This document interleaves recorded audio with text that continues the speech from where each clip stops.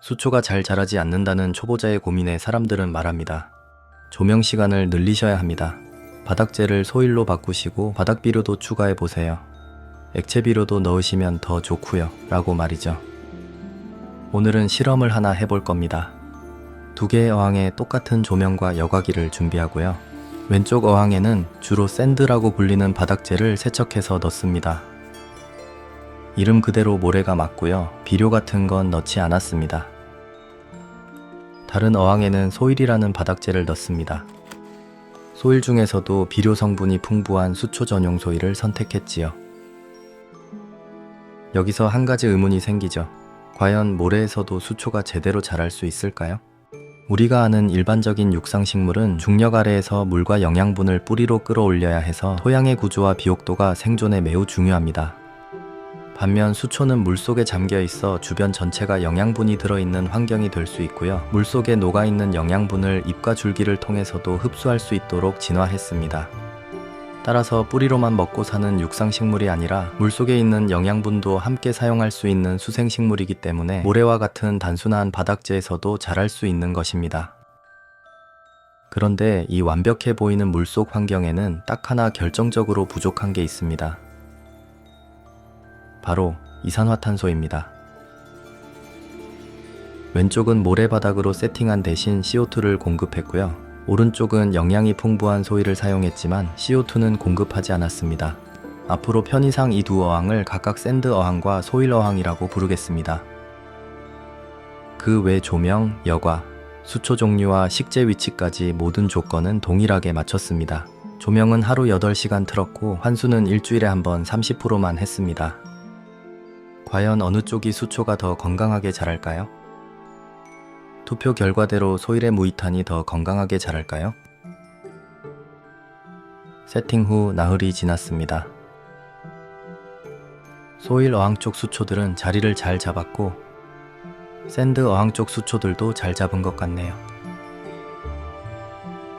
아직까지 두 어항에 큰 차이를 느끼진 못하겠습니다.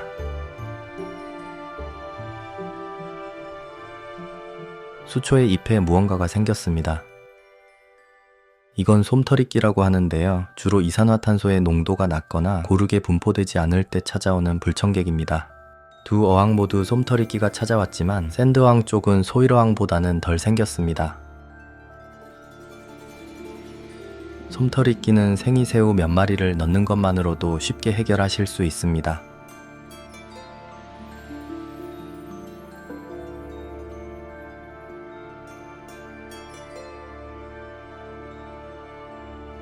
수초 어항에 물고기를 투입하는 것은 단순히 관상 목적뿐만이 아닙니다. 지금 보시는 건 일반적으로 많이 사용되는 열대어 사료의 성분표입니다. 여기에 들어있는 단백질과 원료들은 분해되면서 질소와 인을 만들고 김가루와 맥주 효모 같은 원료와 조해분에는 칼륨이 포함되어 있습니다. 게다가 수초가 필요로 하는 미량 원소까지 있으니 식물 성장에 필요한 거의 모든 원소가 이 물고기 사료에 포함되어 있는 셈이죠. 그 말은 즉 물고기 밥만 잘 준다면 이미 수초가 흡수할 비료는 만들어지고 있다는 겁니다. 아직 어항 세팅한 지가 얼마 되지 않았기 때문에 사료는 하루에 한 번씩 소량만 주었습니다. 이제 세팅한 지 2주가 지났네요. 벌써 수면을 치고 올라오는 수초들도 보입니다. 솜터리끼로 가득했던 수초들은 새우들이 열심히 청소해준 덕에 깨끗해졌습니다. 이 수초는 루드위지아 미니 슈퍼레드라고 하는데요. 초보자분들이 키우기 쉬운 붉은 수초 중 하나입니다. 하지만 이산화탄소가 없는 환경에서는 발색이 제대로 올라오지 않는 것 같네요. 두 어항을 동시에 놓고 한번 볼까요? 왼쪽은 모래바닥임에도 불구하고 훨씬 건강하고 밀도 있게 자란 반면에 오른쪽은 비료가 풍부한 소일을 사용했지만 성장의 힘이 다소 부족한 모습입니다. 이산화탄소만 없을 뿐인데 왜 이렇게 차이가 나는 걸까요? 식물의 성장은 가장 풍부한 것이 아니라 가장 부족한 요소에 의해 결정됩니다.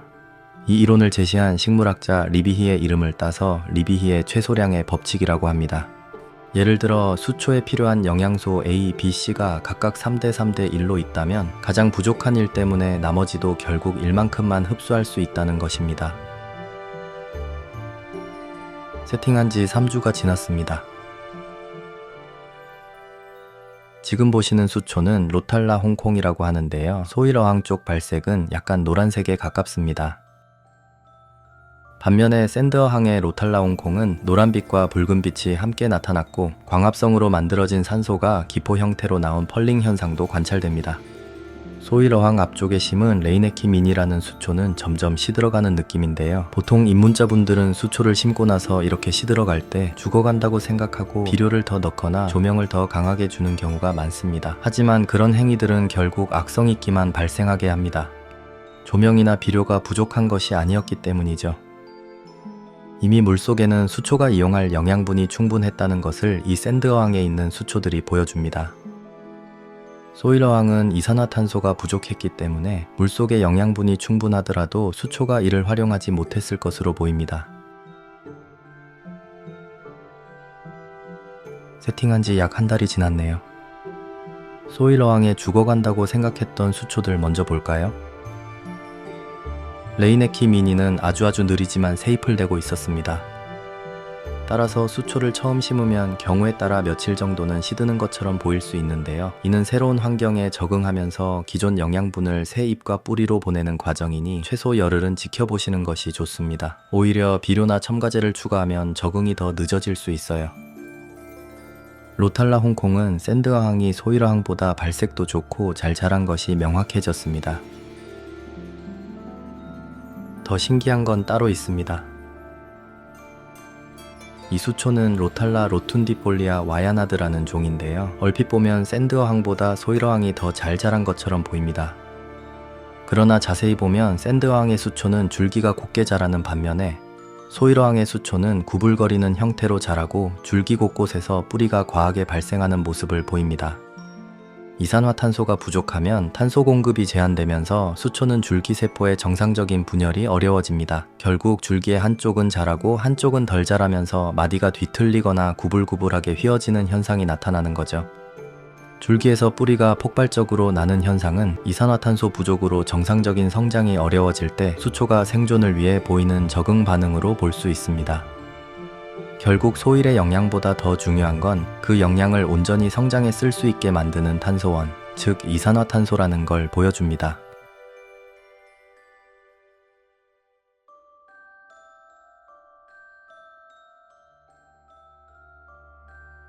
수초가 아무리 잘 자라더라도 트리밍을 미뤄서는 안 됩니다. 위쪽 잎이 무성해지면 아래쪽 잎은 빛을 받지 못하게 되고 시간이 지나면서 점점 약해지다가 결국 떨어지거나 녹아버리게 됩니다. 주기적인 트리밍은 단순히 수초의 수영을 잡는 것이 아니라 모든 수초가 빛을 고르게 받으면서 함께 건강하게 성장할 수 있도록 만드는 중요한 관리 과정입니다.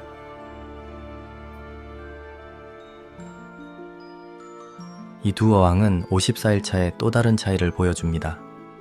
소일어항에 있는 수초 잎 끝에 무언가가 피어올랐거든요. 바로 사슴뿌리끼입니다. 이산화탄소가 부족하면 수초는 탄소 공급이 제한되고 정상적인 성장과 대사에 어려움을 겪습니다. 특히 소일처럼 초기 용출이 많은 바닥재에서는 여러 영양성분과 유기물이 함께 풀려 나오는데요. 수초가 이를 충분히 흡수하지 못하면 수조의 균형이 무너지기 쉽습니다.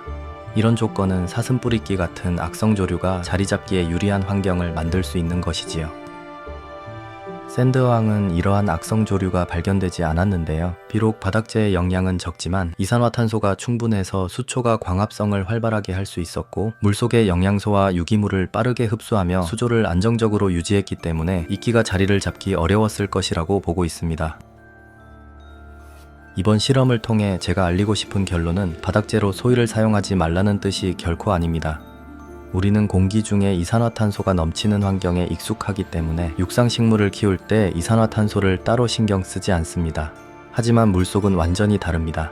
이산화탄소는 항상 부족한 자원이고 그 어떤 다른 영양소보다도 우선적으로 해결되어야 할 요소입니다. 수초가 잘 안된다고 해서 조명이나 바닥재를 바꾸거나 비료를 추가할 고민하시기 전에 이산화탄소부터 한번 챙겨보세요. 그 작은 차이가 어항의 풍경을 완전히 바꿔줄 테니까요.